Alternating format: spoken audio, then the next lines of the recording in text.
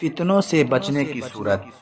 حضرت ابن عباس رضی اللہ تعالی عنہما کہتے ہیں کہ جبرائیل علیہ السلام نے حضور سید عالم صلی اللہ تعالی علیہ وسلم کو خبر دی کہ بہت سے فتنے ظاہر ہوں گے۔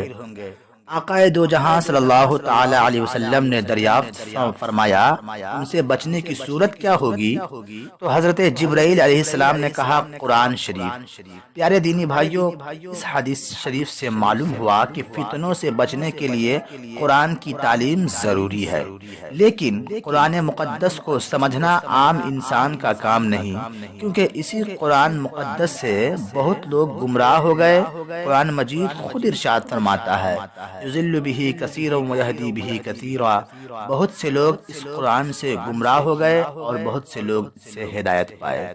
جن کے سینے میں عشق رسول صلی اللہ تعالی علیہ وسلم اور محبت رسول صلی اللہ تعالی وسلم ہوگی وہ ہدایت پائیں گے، اور جن کا سینہ عشق رسول اور محبت رسول سے خالی ہوگا وہ گمراہ ہو جائیں گے۔ اسی طرح سے کئی لوگ گمراہی کے غار میں گر گئے۔